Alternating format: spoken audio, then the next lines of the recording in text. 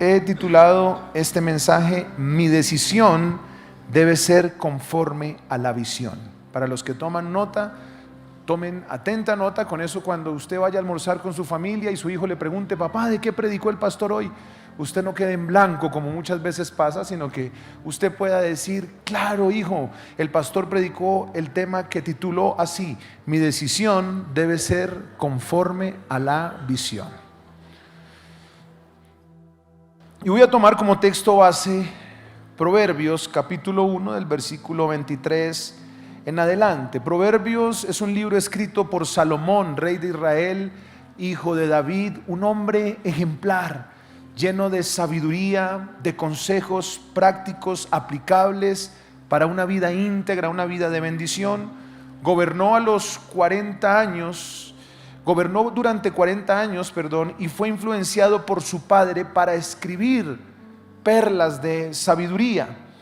Este tremendo hombre de Dios no solo es conocido, como lo dice el primer libro de Reyes, capítulo 4, versículo 31, como el hombre más sabio de la tierra, el hombre más prudente, sino que también como uno de los más prósperos, demasiada abundancia, prosperidad. Y por eso es que Proverbios no es un manual de éxito. Proverbios es un texto que enseña a organizar nuestra escala de valores.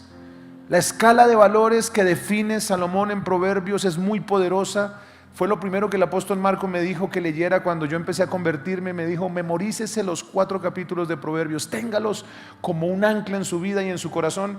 Y he entendido que hay una cantidad de tesoros que permiten moldear la integridad de un cristiano que no podemos dejar pasar. Por eso fortalece el carácter el libro de Proverbios, nos hace íntegros y por supuesto que nos conduce a una vida de bendición como consecuencia a la obediencia a Dios. Y aquí en el capítulo 1, precisamente donde hay una amonestación por parte de Salomón a la sabiduría, Salomón empieza a hablarle a la iglesia respecto a la necesidad de atender el consejo de Dios. Yo creo que estamos en un tiempo donde hay que atender el consejo de Dios. ¿Cuántos están de acuerdo conmigo? Estamos en un tiempo donde hay que alinearnos a lo que Dios quiere, no a lo que nosotros creemos o a lo que otros quieren. Creo que hay muchos que estamos tomando decisiones. ¿Cuántos están tomando decisiones en su vida? Alce la mano si hay alguien que está en un tiempo de tomar decisiones. Entonces esta palabra es para ti. Yo también estoy tomando decisiones. Pero las decisiones son trascendentales tomarlas desde lo que la palabra de Dios determina. Y allí en el capítulo 1, versículo 23 al 30, hay una exhortación profunda a que tomemos decisiones correctas. Mira lo que dice la Biblia: volveos a mi reprensión. He aquí yo derramaré mi espíritu sobre vosotros y os haré saber mis palabras. Por cuanto llamé y no quisisteis oír, extendí mi mano y no hubo quien atendiese, sino que desechasteis todo consejo mío y mi reprensión no quisisteis. También yo me reiré en vuestra calamidad y me burlaré cuando os viniere lo que teméis, cuando viniere como una destrucción lo que teméis y vuestra calamidad llegare como un torbellino, cuando sobre vosotros viniere tribulación y angustia. Entonces me llamarán y no responderé, me buscarán de mañana y no me hallarán, por cuanto aborrecieron la sabiduría y no escogieron el temor de Jehová, ni quisieron mi consejo y menospreciaron toda reprensión mía. En la Nueva Traducción Viviente hay algo que permite entender el mensaje que había detrás de esta exhortación. Si quiere, leamos desde el versículo 24, lo voy a leer en la Nueva Traducción Viviente. Dice lo siguiente: los llamé muy a menudo, pero no quisieron venir. Les tendí la mano, pero no hicieron caso. Versículo 25 en la Nueva Traducción Viviente: no prestaron atención a mi consejo. No prestaron atención a mi consejo. Rechazaron la corrección que les ofrecí. Por eso me reiré cuando tengan problemas, me burlaré de ustedes cuando les llegue la desgracia, cuando la calamidad caiga sobre ustedes como una tormenta, cuando el desastre los envuelva como un ciclón y la angustia y la aflicción los abrumen. Entonces cuando clamen por ayuda no les responderé, aunque me busquen con ansiedad no me encontrarán, pues odiaron el conocimiento y decidieron no temer al Señor. Rechazaron mi consejo y no prestaron atención cuando los corregía. Las decisiones que tomamos o que hemos tomado nos permiten entender las consecuencias que hoy estamos asumiendo. Nuestra vida es la consecuencia de diferentes decisiones que hemos tomado en diferentes temporadas. Hoy somos el resultado y las consecuencias de esas decisiones que hace algunos años tomamos. Hoy somos ese resultado. Pastor Pedro, que hoy cumple años y que es una columna de esta iglesia, que le damos un aplauso por su vida, su familia, su ministerio. Gracias a Dios por tenerte en medio de nosotros como un hombre fiel, leal, justo. Él tomó una decisión hace muchos años de caminar con Dios. Y por eso hoy, como consecuencia de eso, tiene un resultado de respaldo, de bendición, de integridad. ¿Por qué? Porque nuestras decisiones tienen mucho poder. Nuestras decisiones van a determinar la alfombra en la que vas a caminar en el futuro. Y por eso es que las decisiones son de vital importancia tomarlas bajo el consejo de Dios. Jamás tomes una decisión por una circunstancia, por más opresiva que sea. Jamás. Si tú quieres recibir un consejo de sabiduría, recibe este consejo. Jamás tomes decisiones circunstanciales, por más profundas y opresoras que sean esas circunstancias. No las tomes. Bajo presión no tomes decisiones. Tienes que tomar decisiones por el consejo de Dios. Y hay personas y hay ciencias que analizan la toma de decisiones para vender productos. Eso se llama marketing. El marketing analiza algunas técnicas para saber cómo vender muy bien un producto por lo que la gente decide. Y el marketing ha dicho que la gente decide por cultura, por edad, por nivel socioeconómico o por creencia. La gente se influencia por cultura, nivel socioeconómico, edad, creencia y decide. Cuando se para en un centro comercial y dice qué tipo de jabón voy a comprar, ahí hay una influencia, cultura, edad, creencia, nivel socioeconómico. Pero no debe ser así para los hijos de Dios. Lo correcto, según la palabra, es que tú y yo decidamos no por lo que nos rodea, ni siquiera por lo que nos influencia, sino que tenemos que decidir por el consejo de Dios. El Salmo capítulo 1, versículo 1 lo dice. Salmo capítulo 1, versículo 1 lo dice. Mira lo que dice. Bienaventurado el varón que no anduvo en consejo de malos. Bienaventurado. Ni estuvo en camino de pecadores, ni en silla de escarnecedores se ha sentado, sino que en la ley de Jehová está su delicia, y en su ley medita de día y de noche. La conducta del varón bienaventurado está condicionada a la meditación de la palabra. Las buenas decisiones son consecuencia de amar y abrazar la palabra. Pero estudiando este tema de las decisiones llegué a una conclusión impresionante que quiero dejar como enseñanza en su corazón. Y es que me di cuenta que por algunos ejemplos bíblicos, las decisiones incorrectas de gente de Dios, ojo con esto que le voy a decir, decisiones incorrectas de gente de Dios, de gente de fe, de patriarcas, de aquellos que están en el panteón de la fe en Hebreos 11, algunos de ellos, por decisiones incorrectas de ellos, se dio a luz naciones que históricamente fueron enemigos acérrimos de Israel y todavía lo son. Se lo voy a repetir. Por decisiones incorrectas de patriarcas, de gente de fe, de hombres de Dios, surgieron naciones enemigas acérrimas de Israel que históricamente lo han sido y hasta hoy lo son. Lo que quiere decir que muchos problemas a los que nos enfrentamos en el futuro es por culpa nuestra propia, por decidir mal. ¿Qué tal si le dices a la persona que está a tu lado, no decidas mal? Y déjeme ponerle algunos ejemplos de manera expositiva. ¿Cuántos recuerdan el segundo libro de Crónicas, capítulo 20, versículo 1 al 3, cuando Josafat, un rey justo, se vio amenazado por unas naciones enemigas. ¿Cuántos lo recuerdan? Vaya rápido allá, segundo libro de Crónicas, capítulo 20, versículo 1 al 3. El rey Josafat tenía todo en orden, todo en calma, todo bajo tranquilidad, hasta que vinieron mensajeros y le dijeron: ojo, porque vienen naciones enemigas a destruirlos. Segundo libro de Crónicas, capítulo 20, del versículo 1 al 3. Cuando Josafat se enteró de la amenaza, le pregunto: ¿de parte de quién era la amenaza? Ahí lo dice en la Biblia. La amenaza era de los siguientes. Segundo libro de Crónicas, capítulo 20, versículo del 1 al 3. Era de los moabitas y de los amonitas. Un rey que estaba en tranquilidad, un rey que estaba en paz, recibió la noticia de que los de Moab y los de Amón vinieron contra Josafat a la guerra. Dos naciones. La pregunta es esta: ¿de dónde nacieron estas naciones? ¿De dónde nacieron estas naciones? Cuando usted estudia Génesis capítulo 19, usted se da cuenta que estas dos naciones fueron dos hijos de un incesto de Lot.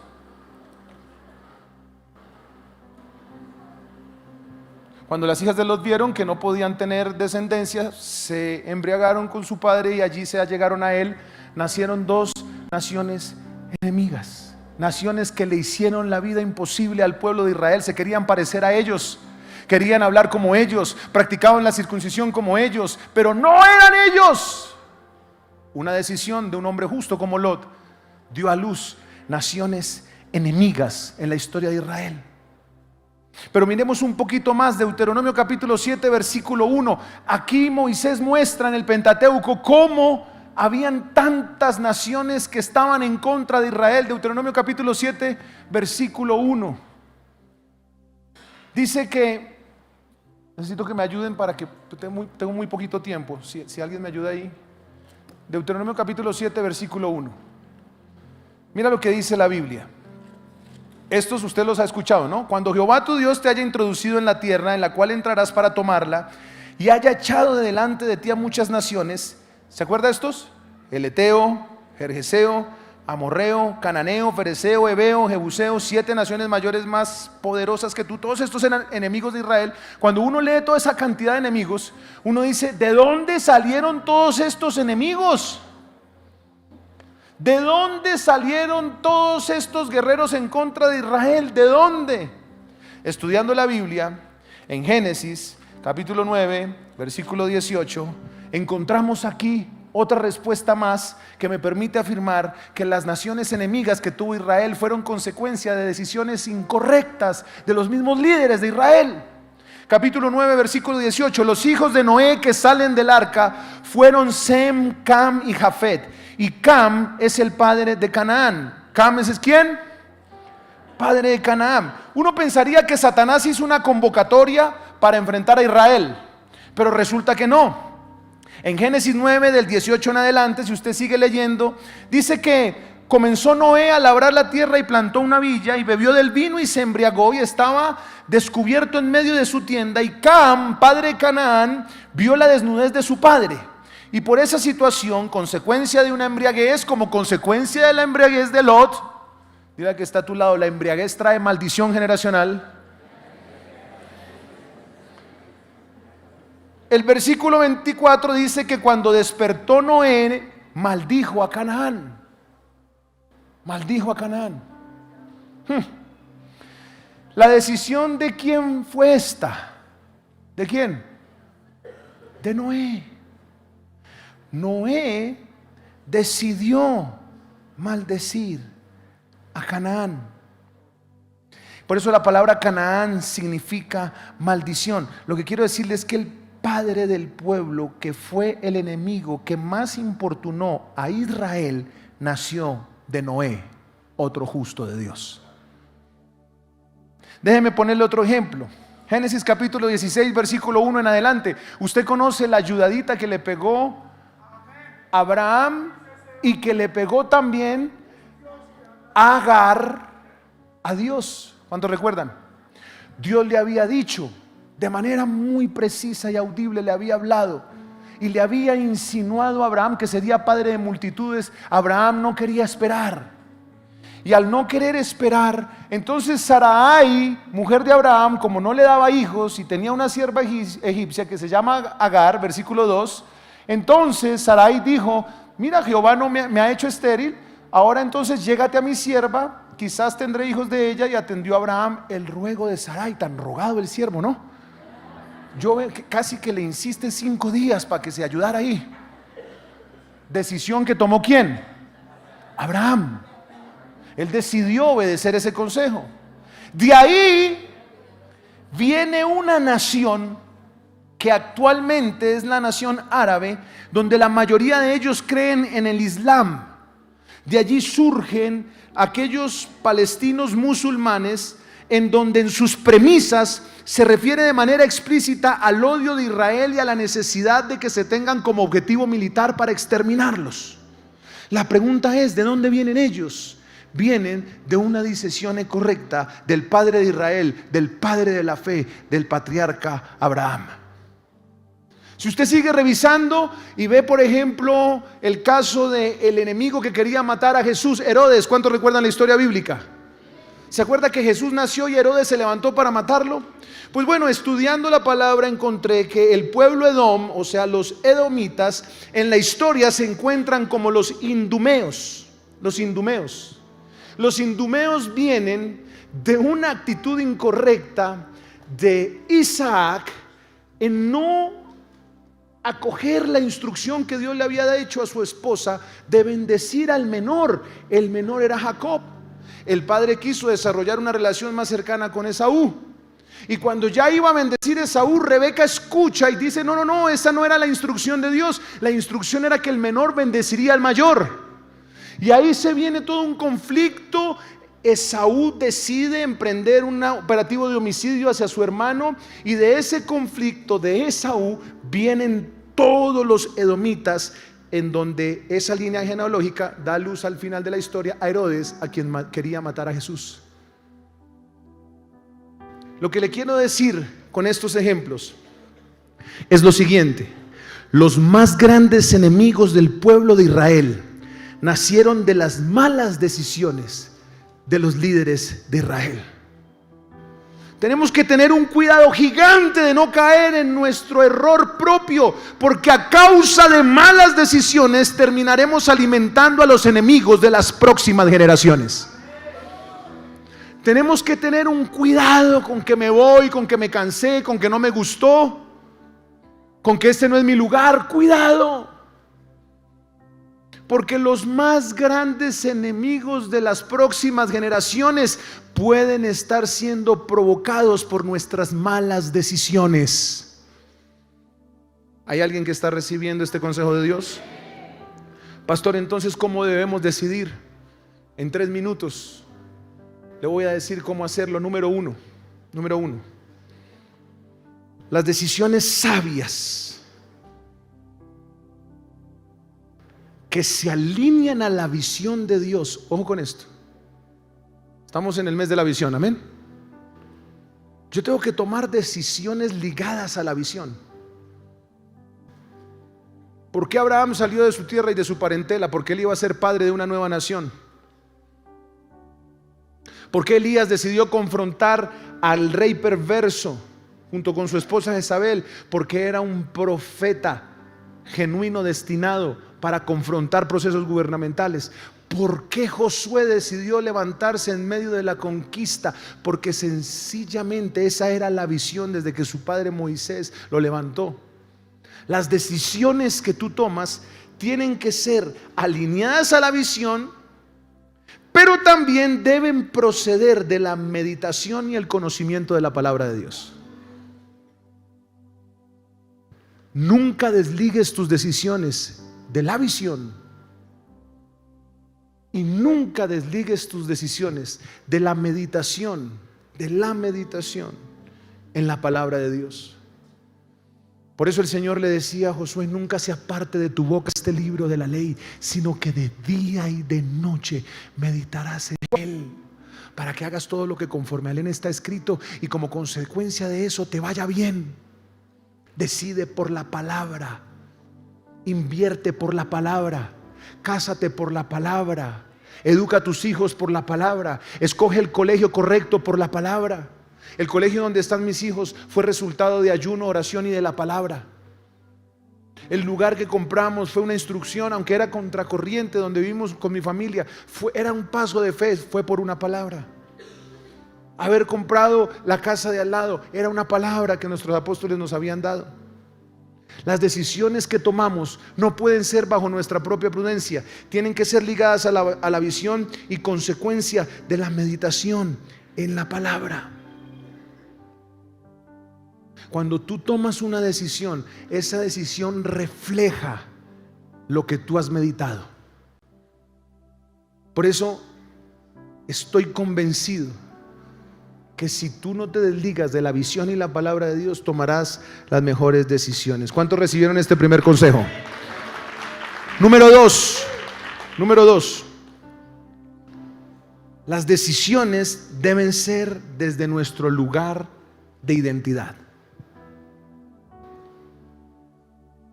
Los hijos de Dios decidimos como hijos, no como bastardos. Y para tomar una decisión como hijo, tengo que entender que las emociones, el miedo, la incredulidad, la incertidumbre, la desinformación pasa a un segundo plano para entronarse la identidad bíblica que me da seguridad, que me da determinación, que me da fe y que me da una escala de valores para que desde lo moral yo pueda determinar qué agrada a Dios y qué no agrada a Dios. Por eso Jesús desde muy niño con vehemencia decía: un momento, mujer, diciéndole a su mamá con mucho respeto, en los negocios de mi padre me es necesario estar. La mamá estaba preocupada porque llevaba días. Y decisión dirá: nací para servir al Señor, nací para predicar la palabra. Cuando yo me he dado todas estas batallas por la vida, por la familia, Dios sabe que lo he hecho no por prestigio. Es más, a mí no me conocen sobre Colombia. Eso hace parte de nuestra visión corporativa como iglesia. Que esta nación sea transformada, que las esferas sean transformadas. Y esto te lo comparto porque seguramente estás cerca de tomar decisiones, que tus decisiones sean desde tu lugar de identidad. Sea un proyecto, sea una carrera, sea una relación. Nunca decidas sin tu lugar de identidad, porque desde tu identidad decidirás como hijo de Dios. Y número 3, con esto termino. Las decisiones de los hijos de Dios no son por la lógica, son por la voz de Dios conforme a la visión. No decidas por lógica. No. Porque precisamente por decidir por lógica y no por la voz de Dios es que no has dado el salto que has tenido que dar hace muchos años. No caminamos por vista, caminamos por fe. Y esto le pasó en Génesis capítulo 9 a este varón. Capítulo 19, perdón. 19. Abraham y Lot. Mira, ustedes conocen la historia, pero como ya tengo que terminar, solo veamos el capítulo 3. En el 19 está la consecuencia de lo que pasó con Lot en Sodoma y Gomorra. ¿Sí? Está el 19. Si quiere, léalo 2 segunditos que está cerca. ¿Cómo quedó esto? Versículo 24. Entonces Jehová hizo llover sobre Sodoma y sobre Gomorra azufre y fuego de parte de Jehová desde los cielos, y destruyó las ciudades y toda aquella llanura con todos los moradores de aquellas ciudades y el fruto de la tierra. ¿Cómo quedó la ciudad que escogió Lot? Destruida, en azufre. ¿Cómo quedó la familia de Lot? Versículo 26. La mujer de Lot miró atrás a espaldas de él y se volvió una estatua de sal. ¿Cómo quedaron sus hijas pervertidas? Esto es impresionante. Todo esto pasó por una decisión, por lógica, no por oír a Dios. ¿Dónde fue la decisión? Capítulo 13, versículo 7. Hubo contienda, hubo problemas. Los problemas que tenemos no nos pueden llevar a malas decisiones. Los problemas que tenemos nos tienen que llevar a buenas decisiones. Buenas decisiones. Hay alguien a quien el Espíritu Santo le está hablando. Toma buenas decisiones. Toma buenas decisiones. Por favor, tú viniste hoy a la iglesia, dijiste: yo necesito que me hables, te estoy hablando de parte de Dios. No vayas a tomar malas decisiones.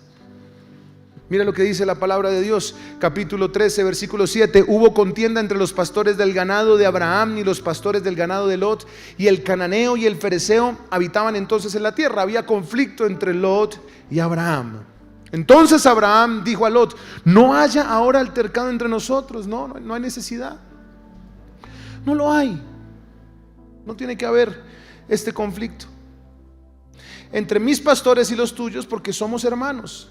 Versículo 9. ¿No está toda la tierra delante de ti? Yo te ruego que te apartes de mí. Si fueres a la mano izquierda, yo iré a la derecha, y si tú a la derecha, yo iré a la izquierda. Y alzó Lot sus ojos y vio toda la llanura del Jordán, que toda ella era de riego, como el huerto de Jehová, como la tierra de Egipto, en la dirección de Zoar, antes que destruyese Jehová Sodoma y Gomorra. Cuando Lot vio, dijo: wow, qué llanura tan poderosa. Usted tira un mamoncillo y da fruto ahí. Hay aguas alrededor.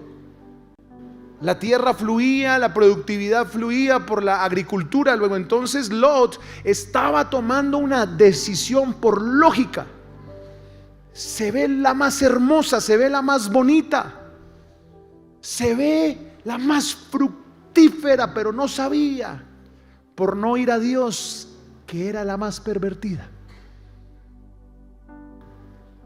Y entonces, cuando alzó los ojos y vio toda la llanura del Jordán, yo creo que le salió el signo pesos a Lot. Esta es la mía, hermanito. Gracias, gracias, mi querido Tito. Te amo. Déjame esta a mí. Se fue. Cuando se fue, consecuencia, versículo 11, Lot escogió para sí toda la llanura del Jordán. Se fue Lot hacia el oriente, se apartaron el uno al otro, y Abraham acampó en la tierra de Canaán, en tanto que Lot habitó en las ciudades de la llanura y fue poniendo sus tiendas hasta Sodoma. Muchas veces decidimos por lo que humanamente nos conviene y no por lo que Dios nos está hablando. Y cuando decidimos por lo que conviene y no por lo que Dios habla, llevamos a nuestras decisiones a unas consecuencias nefastas que son terribles de resolver en el transcurso de la vida.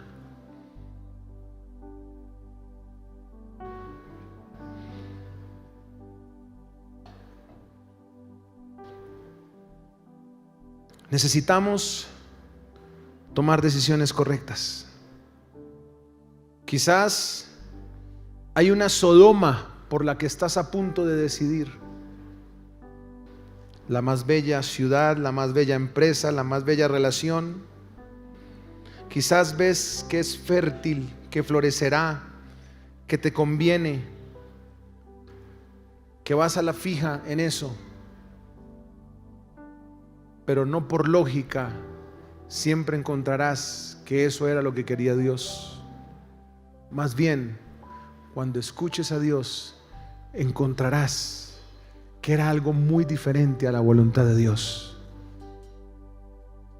Escucha a Dios, alíñate a la visión.